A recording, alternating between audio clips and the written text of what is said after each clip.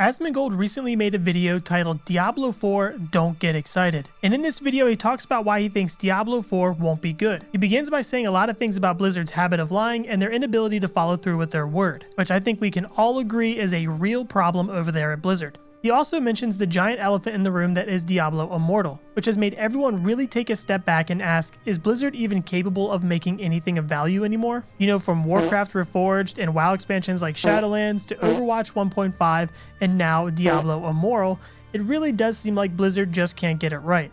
Or even worse, they just don't care to. But I'm here to say that it might not be all doom and gloom. Diablo 4 might just be the game that puts Blizzard on the road to redemption. And before I get a bunch of comments of people crying and saying things like, you're just a Blizzard simp and Asmongold is never wrong, I just want to say that I too have been keeping my expectations incredibly low. I mean, after being burned so bad by Diablo 3, how could any self-respecting Diablo fan not curb their enthusiasm, at least a little bit? Also, I've made plenty of videos shitting on and critiquing Blizzard's decisions throughout Diablo 4's development, so I'm definitely not here making this video as a brown-nosing Blizzard Andy. But the closer we've been getting to the release of D4 and the more systems and gameplay they share with us, the more it's looking like Diablo 4 might actually be a good game. First, I'd like to start this off by saying that I think we as a community need to try our best not to view Diablo 4 through the lens of Diablo 3. I know it's strange, I mean at a baseline level both games seem pretty similar. They obviously took the same approach to combat and some of the details about dungeons are akin to D3 Rifts, but that's about where the similarities stop. Just about everything else will be different, from itemization and in-game to character progression and the core game loop. If we can successfully remove this bias, it'll help us see Diablo 4 for what it is instead of what we expect it to be. Okay, so with your fresh set of eyes ready to go, let's get started. In Asmon's video, he compares Diablo to games like Lost Ark and Path of Exile. And of course, why wouldn't you compare it to a game like Path of Exile? I mean, it is the king of the ARPG space after all. But he was mostly talking about all the in-game bosses that you can fight in PoE, and while that list is fairly large, I think it's rather unfair to expect the same from Diablo 4 on release. Path of Exile began development in 2010. It released to the public in beta form in 2013 and has seen ongoing development ever since. Now, assuming that Diablo 4 development started sometime in 2016, that gives PoE effectively a 6-year head start. That's 6 years to create the baseline experience of Path of Exile and plenty of time to reiterate upon that foundation with new in-game activities and new content for their player base. So if your expectations are that the end-game options in Diablo 4 are going to be on par with a game that's had ongoing development for 13 years, then yes, you're probably going to be disappointed. Also, like 95% of PoE's player base has never even seen those bosses. So I think more equatable comparisons, or more valuable ones, would be of the core elements in both games, such as itemization, combat, character progression, and the core game loop. I mean, let's face it,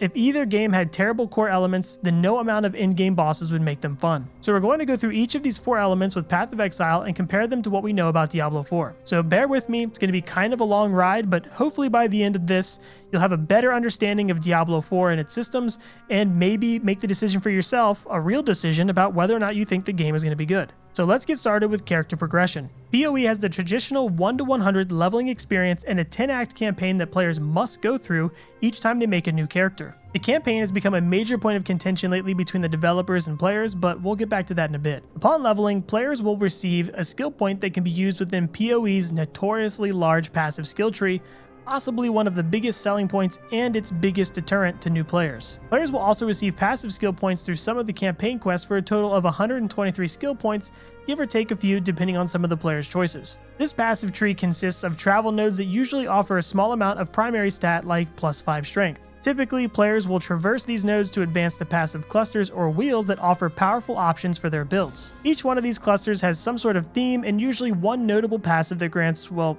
notable improvements to your character. Lastly, sprinkled throughout the tree are keystone passives which significantly alter the way a character functions, and jewel sockets that allow you to socket jewels in them, which are items that can be altered by the player to gain stats that suit their character's build. Players can travel anywhere they want on this tree given they have the points to allow it, which really lets players express themselves through its unrestricted design. Next, we have classes and class ascendancies. In Path of Exile, players can choose between 7 different starting classes, each of which dictates a different starting point on the passive tree, but every class has access to the same exact tree. Throughout the leveling journey, players will complete trials to unlock passive points for their Ascendancy class. Each class, except for the Scion, has 3 different Ascendancy choices, and these Ascendancies allow players to further specialize their otherwise broad base class and typically offer tremendous power, defense, and utility. Ascendancies are basically like picking a class archetype in any other RPG, except a lot of the passive benefits one might receive in these trees can work in many different archetypes. For example, the Deadeye Ascendancy for Rangers is usually used for bow builds, but since there are other passives within the Ascendancy that apply to all projectiles, not just ones from bow builds, it means that creative players can utilize this Ascendancy in any situation that could benefit from these projectile-related passives, once again catering towards player creativity. And lastly, we have skill gems. In PoE, character skills come from gems that can be found or purchased from vendors. Players then socket these skill gems into their armor to use those skills. These base skill gems can then be supported by support gems to alter their behavior or increase their damage. And since skills aren't attached to any particular class, this means that any class can use any skill as long as they meet the stat and level requirements of that skill. By now, I'm sure you've noticed a theme here: player choice, which oddly enough is the same theme that the developers for Diablo 4 have been shoving down our throats in recent reveals and interviews. So let's see if D4's character progression offers comparable or more player choice. In Diablo 4, the max level is 50 and players can expect a 35-hour campaign experience, but they aren't forced to experience that campaign in a linear fashion. Players can go wherever, whenever, and do whatever they want. That being said, players will most likely be required to do some parts of the story eventually if they want access to certain dungeons or other activities that may be gated behind the campaign. Earlier, I mentioned PoE's unavoidable 10-act campaign. It's become such an arduous endeavor for most players that they relegate themselves to one character per league just because they can't be fucked running through the same experience multiple times within a league. It's a shame, really. I know some people that can't even bring themselves to get through the story at all, thus missing out on all that Path of Exile has to offer. And with the developers adding more and more content at the upper end of PoE, ignoring the early experience for players entirely, it causes that divide to grow. So right from the start, Diablo 4 will have a more inclusive leveling experience, or at the very least, a less painful one. It remains to be seen whether players will have to complete parts of the story on multiple characters though. If Diablo 3's leveling experience is indicative of what we could expect, then yes, players will be able to go whenever and do whatever they want to level. As players level to 50, they will receive skill points at each new level that can be spent in the skill tree. It's here that players will unlock the abilities they will be using as well as passives that affect how those abilities function. At the bottom of the tree are the root passives, which are passives that aren't skill specific and give players a little more freedom of choice to pick the passives that suit their situation. Currently, the developers are aiming for 30 to 40% of the nodes to be filled in for endgame. This means players will need to be deliberate in their choices within the tree, which will aid in creating very distinct build paths. It's important to note that the last update we received on the skill tree was almost 2 years ago. Before this update, we had 2 separate skill and talent trees entirely. The only other piece of information we've seen on the talent tree is an image used as the header for another quarterly update in 2021, and this image shows that it has changed quite a bit. It could be that there are even more options that players can choose from than what was showcased 2 years ago. From the images and the information shared with us, D4's skill tree seems like a mix of Grim Dawn's and Last Epoch skill systems. In both these systems, players can choose to invest into the skills they use and decide directly how their skills function. We just gotta hope that Diablo's skill tree has depth equivalent to one of these games, or that the developers will expand on them over the coming years. Next up, we have unique class mechanics. Each class in Diablo 4 will have a unique class mechanic that gives players more control over how they want to play and what they want to play with. In recent reveals, we were shown the Necromancer's Book of the Dead, which allows players to specialize into specific aspects of their minions, or they could choose to do away with them entirely in exchange for buffs. The Barbarian has the Arsenal system that lets them equip 4 different weapons they can switch between on the fly. Players will be able to assign different skills to specific weapons, allowing for even more customization. The Sorceress, Rogue, and Druid will each have their own unique class mechanics as well, giving players yet another avenue for customization. And lastly, for Diablo 4's character progression, we have Paragons. The initial announcement of Paragons making a return in D4 had me flinching like an abused child at the sight of a raised hand. If there was anything that I thought could completely ruin D4, it would be the addition of a clumsy D3-like Paragon system. But to my surprise, it only carried the name of Paragons, otherwise the design is entirely unique to Diablo 4. Upon reaching level 50, players will unlock the Paragon system, which allows you to progress to level 100, unlocking Paragon points along the way. It is currently speculated that you will be receiving 4 Paragon points per level for a total of 200 points to spend. This is purely speculation, but the evidence highly suggests that this is how it will function. The system where you will be spending these points comes in the form of boards. Each of these boards are made up of normal, magic, rare, and legendary tiles, as well as socket tiles made from glyphs. Normal tiles are your primary means of travel and offer small stat boosts such as +5 strength per tile. Magic tiles are found in clusters and offer more meaningful benefits such as resistances. Rare tiles offer significant increases in power, as well as additional powers that unlock once a player's attribute has surpassed a specific threshold. These are the tiles that players will most likely be planning their routes around. Each board will have one legendary tile at its center that will award the player with a new legendary power. And lastly, we have socket tiles, which let you socket glyphs inside of them. Glyphs are items, and just like any other item, you can find them throughout the world. Glyphs gain benefits based off the number of active tiles within their radius and can be leveled up by doing, and I quote, particularly dangerous dungeons. Leveling them up increases their radius and power. As players traverse these Paragon boards, they will come across gate tiles located on each side of a board. Once one is unlocked, you'll be prompted to select a new Paragon board to attach to your existing one. You can then rotate these boards to optimize your path of progression before locking them into place. Each one of these boards has unique layouts with completely new magic, rare, and legendary tiles. By now, I'm sure you've started to notice some similarities between this Paragon system and Path of Exile's passive tree. It's almost as if the D4 devs recognized a good system from another game and decided to implement their own version of it. This is a design philosophy that I wish more developers would adopt. Sometimes I just want to shake them and say, please guys, look around. There are thousands of games with great designs that have been proven to keep players interested and coming back for more. There was no shame in cherry picking good ideas from other franchises and putting your own unique spin on them. But anyways, let's break down the character progression elements of both games and compare them. Path of Exile has a mandatory 10-act campaign. Characters level from 1 to 100. A large passive skill tree that every character has access to. 7 starting classes, class ascendancies, and an open skill gem system.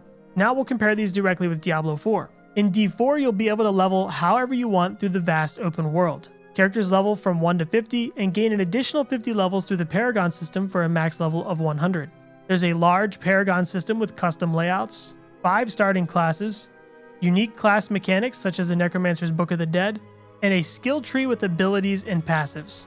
As you can see, Diablo 4 offers quite a bit of depth within these systems. Obviously, in some areas, PoE takes the lead, like ascendancies, but in other sections such as leveling and potentially the hefty Paragon system, D4 appears to pull ahead. I do think it's fair to say though that PoE systems are more complex and open-ended, which is fine. D4 doesn't need to be PoE, nor do I want it to be. And to be honest, PoE's unrestricted design can be quite troublesome. It makes it difficult for the developers to balance everything for every class. A good example of this would be the Fortify effect. Fortify was designed as a defensive mechanic specifically for melee characters, but since Path of Exile allows you to use any skill with any class archetype, many builds and classes were abusing the strength of it, which forced the devs to make some adjustments. Now Fortify sort of works how it was intended. There are still some niche cases where they can't seem to get it right, and that's just an inherent problem with open-ended designs in games like these. Not necessarily a horrible problem to have, but a problem nonetheless.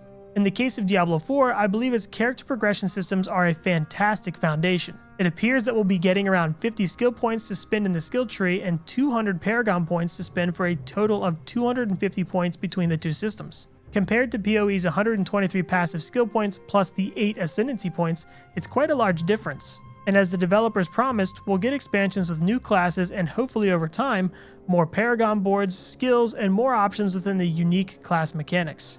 Now it's time to discuss itemization. In Path of Exile, we have normal, magic, rare, and unique items. Most builds will be utilizing a combination of unique and rare items. Rares typically making up the larger portion of equipped items. PoE's item design is very complex and much like the rest of the game lends itself to player choice. Each rare item can have up to 3 prefixes and 3 suffixes and in most cases an implicit modifier as well. There are some situations where players can do some funky things with items, but for the sake of keeping this short, we're going to stick with the baseline rare. Once again, almost every single affix in the game that can be found on gear is designed in a way so that any class can take advantage of them. PoE has a vast list of affixes that can roll on items, which is sort of a double-edged sword. The massive affix list has become a problem in that it's almost impossible to find a piece of gear naturally on the ground that's rolled with good affixes. This means that the majority of really good rare items a player will end up with will either be purchased from other players or crafted via a convoluted and expensive crafting system. So it's not like your typical ARPG experience where you will kill monsters and excitedly look at the items they drop. In most cases, save the occasional boss here and there, you're usually more focused on the currency that enemies drop that can then be used to purchase or craft the items you want. On the other hand, the large number of affixes afford players a deep layer of customization that no other ARPG offers.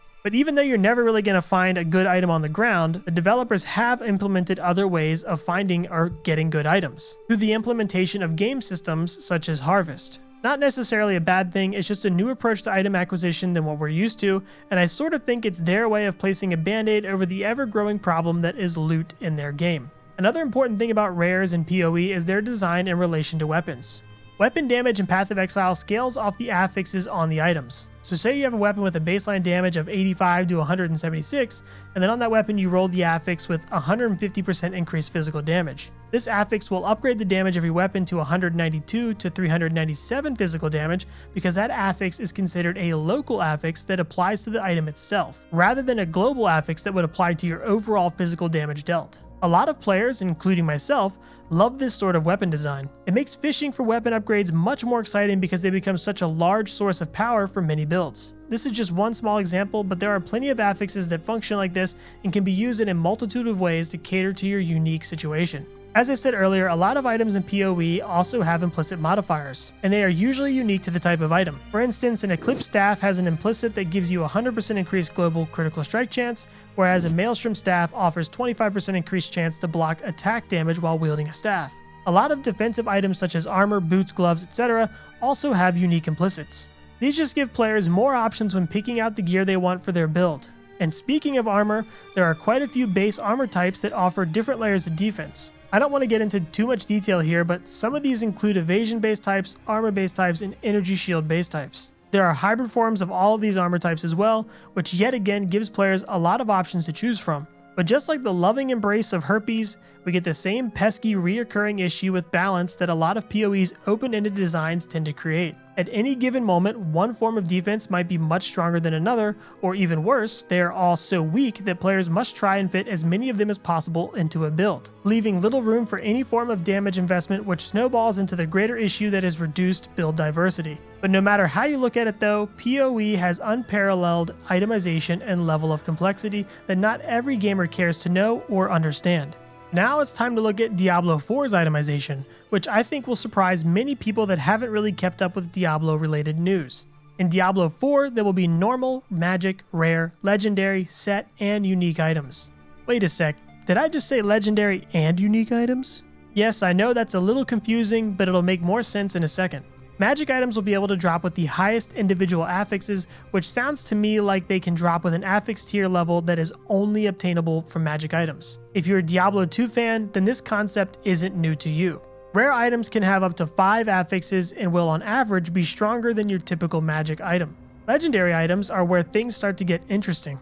Legendaries will have 4 regular affixes and 1 legendary affix. There will be generic legendary affixes that will be useful for many different builds, and affixes that are more specific to a class or skill. Crossing of class skills via legendary affixes is an idea that is being explored but will most likely be restricted to endgame items. If you are unsure of what I mean, then think of the rune ward in D2 that gave assassins the ability to use the barbarian skill Whirlwind, or the beast rune ward that let anyone using it turn themselves into a werebear or werewolf, which are skills usually only available to druids. In most ARPGs, legendary affixes are stuck to one item, but in D4 they will be available on a variety of item types. For example, the martial arts legendary power that buffs the barbarian's kick ability can be found on rings, chest plates, or helmets. This is pretty amazing stuff. I don't know about you guys, but I've had plenty of instances in just about every ARPG that I've played where I've said to myself, man, it would be awesome if I could move this legendary power to another slot so I could wear this other legendary that also synergizes really well with my build and that slot that the offending item is currently occupying. Okay, maybe I didn't say it with, all those big words and shit, but it sounded something like that. And in D4, you'll be able to do just that. This one change could open an entire world of unique build variations and setups, but it could have the nasty side effect of being incredibly difficult to balance. But I think that's a problem I'm willing to live with. When legendary affixes exist or are applied to certain item types, they will increase in power. For example, the legendary affix that gives you 4% more damage for every second you haven't used a fury skill up to 24% will gain 66% increased power on a two-handed weapon or a 33% increase of power on an amulet. You may have noticed I said legendary affixes can be applied to certain item types, and that's because in D4 there will be an NPC called the Occultist that has the ability to extract a legendary power from an item, encapsulating it into a consumable essence. That essence can then be thrown onto another legendary or rare item, replacing the legendary affix on that item with the one inside the essence. This is great for situations where you find an item upgrade, but it doesn't have the legendary power you need.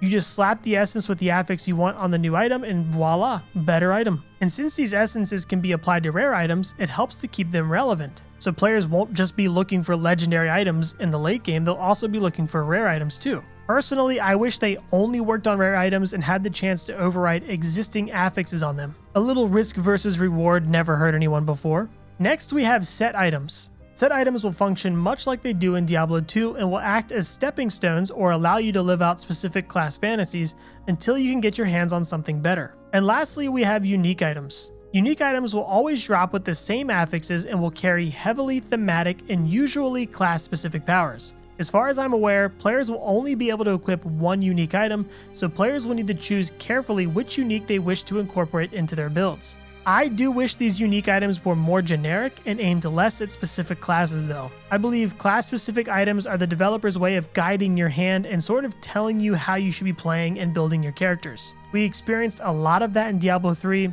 and I'm not a fan to say the least. You may have noticed in some of the pictures I've displayed that some weapons and jewelry have a generic attack modifier displayed on them. This has since been removed from the game. Weapons now have damage numbers and their damage per second on them. Personally, I see little difference between this and the generic attack modifiers since we can't alter the damage numbers directly like you can in Path of Exile. I think this change was the developer's way of shutting everyone up about the attack modifier, but whatever, at least jewelry doesn't carry it anymore. Weapons in D4 have implicit modifiers on them and each weapon type carries their own unique implicit. And as far as individual affixes on items go, there appears to be a wide variety to accommodate many different builds, much like in PoE. Items can also roll with sockets that let players socket runes and gems into them. Runes were shown during pre-COVID BlizzCon and I haven't seen anything on them since, so chances are they are much different now. But players can mix and match condition runes with effect runes to create new type of rune words with some interesting effects. For example, an Am rune is a condition rune that activates the next socketed rune when you freeze an enemy. So when it's linked to a co-effect rune, you reduce the cooldown of a random skill by 15% when you freeze an enemy. Maybe not the classic rune word system that many people have wanted, but still another interesting layer of customization to items in D4. Unlike Path of Exile, players can expect to obtain the majority of their items from killing monsters. Little is known about the crafting systems coming to D4 and trading will exist with certain limitations. But the developers really want players to be murdering monsters for their loot, so expect that to be the case on release. And lastly, we'll briefly talk about defensive choices. In PoE, I explained they had plenty of options from armor to evasion to energy shield and much more. But in Diablo 4, we get a generic defense stat on all armor. Now, I've made an entire video discussing this topic, but here I'll just say that I think the defense stat is great for all the same reasons that I think having too many defensive options is bad. Still, Diablo 4 will have other layers of defense such as dodge, block, damage reduction, life regeneration, etc. And more importantly, classes will have their own unique defensive skills, which means that if any one of those skills find themselves in a position of being too powerful or too weak, the developers can adjust those skills specifically without the fear of annihilating another class in the process. Now let's break each game's itemization down and compare them. Path of Exile has normal, magic, rare, and unique items, each with their own important roles in the game. Most builds are primarily composed of rare items. Rare items can have up to 6 affixes from an enormous list of affixes. Weapons can have local affixes that increase the direct damage output of that weapon. Armor offers many different types of defense. Many items in the game have unique implicit modifiers. Unique effects are often generic, meaning they can be utilized in many different setups. And lastly, crafting, trading, and specifically mechanics such as harvest are the primary avenues to obtaining gear. Diablo 4 has normal, magic, rare, legendary, set, and unique items. All of them except for maybe normal items will have important roles in the progression of your character. Most builds will be primarily composed of legendary items, but players can turn rares into legendaries via essences. Legendaries can have up to 4 affixes and 1 legendary power, and players will be able to extract these powers and place them on other items. Legendary powers can be on many different item types. There is 1 defensive stat on armor. Only weapons have unique implicit modifiers. Unique powers will generally be class specific. And lastly, killing monsters will be your primary source of items. Once again, Path of Exile definitely has more complexity. I mean, I only mentioned like 1/3 of the information related to items in PoE. Diablo 4's itemization, on the other hand, seems to be a happy medium. somewhere in the realm of easy to understand but hard to master. That's a theme I'm sure you've picked up on at this point. D4 is generally shaping up to be a game that anyone can jump in and have fun with a minimal understanding of its systems. But chances are, if you want to be able to do the upper threshold of content, then you're going to have to invest some time into learning the game. Another big difference between the two in this category is how players will be getting their items. PoE's loot has been a problem for quite some time, that is, the loot that drops directly off monsters is almost always ignored. The developers have no real solution to this yet, other than introducing more League mechanics as a band-aid. There's something to be said for ARPGs that have loot systems where you are rewarded with items for killing the monsters on your screen, which is the entire reason you're even playing the game to begin with. The excitement behind killing a monster and it dropping the item you've been looking for with near perfect rolls is something that just doesn't really happen in PoE, at least not with rares anyway. On the other end of the spectrum, since monsters will be dropping good loot in D4, it could be too easy to obtain usable items, which would eventually snuff out any excitement associated with finding them. The developers have said that legendaries will not be dropping frequently, but as we know, Blizzard developers say all sorts of things, so we won't know until we can play the game ourselves. Finally, we've made it to the last two sections of this video, which will be the core game loop and the combat sections. These won't be as long as the previous sections, I promise. Let's start with the core game loop of PoE. In Path of Exile, the core game loop consists of finding maps, which are essentially dungeons, then completing those maps to get better gear, then progressing to harder maps to repeat the process, and that's essentially it. At a very, very basic level, that is the core endgame loop of Path of Exile. In Diablo 4, players will have access to dungeons. They can increase the difficulty and the rewards of these dungeons with nightmare sigils that can be found naturally and through other means. So basically, players will complete dungeons and other objectives to get sigils, and when they are strong enough, will use the sigils to increase the difficulty and repeat the process. Both Path of Exile and Diablo 4 have a large pool of dungeons. Path of Exile currently has around 115 different maps, and Diablo 4 will have close to 150 different dungeons. This might seem like a big difference, but PoE recently reduced the number of maps to make the endgame experience a little less cumbersome because players are basically required to complete all 115 maps. In Diablo 4, however, it'll be more of a choice of which dungeon drops the type of loot you need and has the type of monsters and affixes you can handle. Obviously, Path of Exile and Diablo 4 both have a lot more to offer in terms of endgame content, but as far as their core endgame loops go, this is essentially what they are. In my eyes, they are a very similar experience. You pick a dungeon or map that you like doing, roll affixes on it that your build can handle, and have at it. Hopefully you find some crafting materials or items to make your character stronger, allowing you to enter a higher tier map or dungeon, and then you just repeat the process. My primary concern with D4's implementation of this is that dungeons will apparently scale infinitely. And if you've watched any of my other videos or you know me personally, then you are well aware of my hatred for infinitely scaling content. I made a video voicing my top 8 concerns about Diablo 4, and I go into great detail about this specific topic in that video, so feel free to check that out. It's also worth mentioning that the infinite scaling part of dungeons was mentioned years ago and not really spoken of since, so it might not be the case anymore, but I wouldn't hold my breath. And here we are at the last topic, combat. I'm sure you guys already know how this is going to unfold, but we'll talk about it anyways. Path of Exile is currently going through an identity crisis. They want to slow their game down after years of speedy zoom, but have only ended up slowing players down while keeping monsters lightning fast and dangerous. Players can generally still move pretty quick though through flasks and movement skills, but when you combine that movement with the visual clutter of yours and the enemy's spell effects, there's a high likelihood you won't be able to tell what the fuck is going on.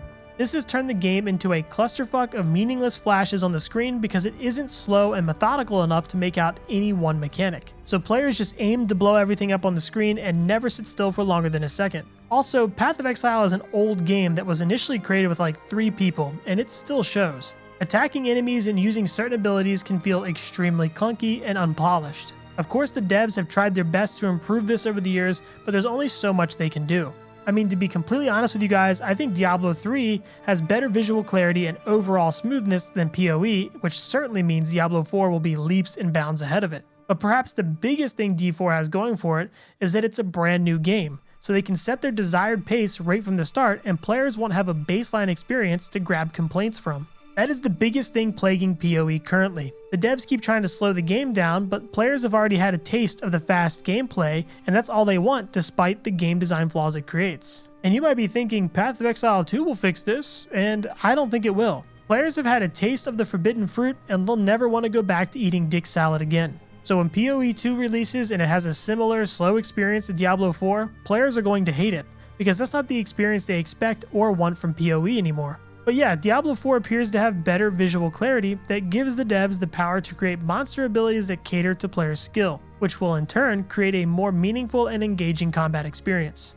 So at the end of the day, which game offers more player choice? Well, clearly Path of Exile. But that doesn't mean Diablo 4 will be bad. As a matter of fact, some people don't like Path of Exile specifically because it has so much player choice that it becomes cumbersome. The systems are so complex that avid players will spend a good portion of their time on third-party websites reading and researching game mechanics. I routinely hear streamers that make a living off of playing Path of Exile express their confusion for many of the mechanics within the game, and these are players that have 30,000 plus hours playing the damn thing. Some people enjoy this style of game, but others want to be immersed in the gameplay experience and feel like they have some control over what's going on. And that's difficult to accomplish if every few minutes you need to open a wiki page on your second monitor to figure out which mechanic just ass blasted you back to Vietnam. It's strange to me that so many people praise PoE for all its depth, but those same players end up being the ones that know very little about how the game functions, and most of the time just end up copying whatever build Zizern's currently playing. Yeah, sure, PoE has amazing depth, which is great for the top 0.1% of players, but to everyone else, it's just another reason to play something different. A lot of people play ARPGs because they want to feel like they are creating their own character with their own identity. They want to feel in control of the decisions that determine the power of that character, and they want that proud feeling of standing at the mountaintop looking down at a pile of slaughtered enemies that have died at the hand of their creative genius. And the sad truth is, Path of Exile just doesn't really offer that sense of accomplishment for a lot of players because most of them have no idea how to create a successful build on their own. And that's not their fault. People just don't have the time to invest in sifting through wiki pages, janking around with path of building, creating their own loot filters, and asking Reddit and people on forums for help only to get berated and downvoted. Not every single game needs to be created for everyone, but I think people need to be a little more realistic about what Path of Exile really is, and that's a game for the 1%ers. It's not for your average gamer. Hell, it's barely even for your above average gamers, and this is coming from someone who has thousands of hours in the game and has created plenty of PoE related content on this channel. There's a fine balance between offering plenty of player choice, but not so much that it becomes unwieldy. And I think that's exactly where we can expect Diablo 4 to exist. I think I just really wanted to highlight the things that have me looking forward to D4, while also pointing out that while Path of Exile is the clear leader within the ARPG genre, it is far from perfect. We just have this weird relationship with it because, generally speaking, the developers have treated us very well, which is something we aren't used to anymore. It's like we've been with an abusive drunk for 20 years and they finally land themselves in prison and we have to date again. We just start shoving the penis in our mouths of any person that's willing to hold the door open for us.